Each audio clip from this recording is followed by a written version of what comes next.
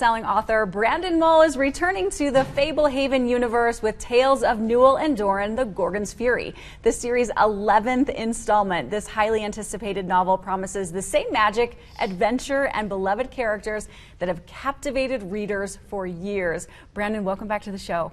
Thanks. I'm really happy to be here. We love when you're here, Brandon. Okay, first of all, congrats on your upcoming New York Times best-selling list ranking. What inspired you to return to Fablehaven universe? I mean, now that you're this big star, it's so cool to have you here. Congrats on that. Well, there's a lot of readers that like this story world, and so I frequently get asked, more Fablehaven, more Fablehaven. Yeah. And with this one, I decided, hey, if we go into the point of view of the satyrs, I can tell this fresh adventure, kind of a side story.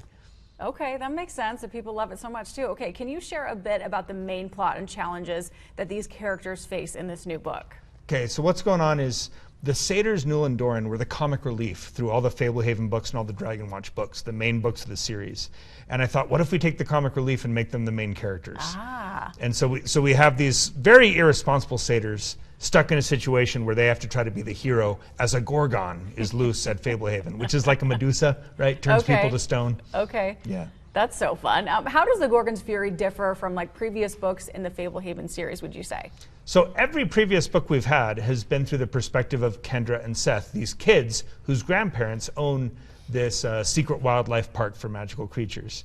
And for the first time, now we're in the point of view of some of the magical creatures themselves, these kind of wacky satyrs or whatever. Okay, all right. What themes do you explore in this novel particularly? Well, satyrs by their nature are irresponsible. And in Fablehaven, like when magical creatures interact with mortals, that's their one chance to sort of change. And so we have Newel and Doren who, by interacting with mortals, have started to learn to care. They've started to learn to be responsible. And so we have sort of the same lessons that any kid is learning as they grow up. How do you overcome your adolescence and become a more responsible person? This is what the satyrs are wrestling with. Very relatable. How do you balance writing for a middle grade audience while keeping the story appealing to the older readers as well? Well, part of it is having some young main characters, and so the satyrs have some young human sidekicks in this book too. Okay. Young main characters that kids can attach to, but then you write it smart and twisty so anybody could have fun. Sort of my goal is to write the kind of book that Harry Potter readers enjoy, which is all ages. Yeah, it can hit everybody, and it's like you write the kids like kids, you write the adults like adults, you make the story fun and exciting, and then hopefully a whole family could read it with nobody getting horribly bored.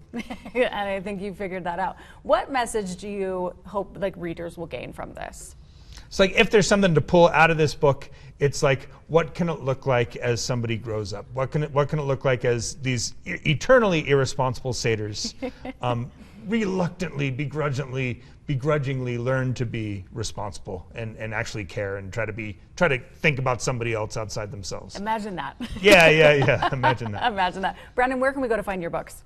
So my books are available nationwide at kind of the normal retailers and Amazon and all those places.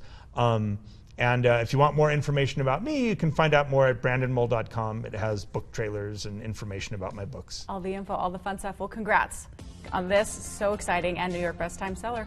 Thanks. I'm very excited for people to go back to Fablehaven in this way. I think they'll have fun. Absolutely. Great to see you, Brandon. Thanks for being here. Yeah, thanks.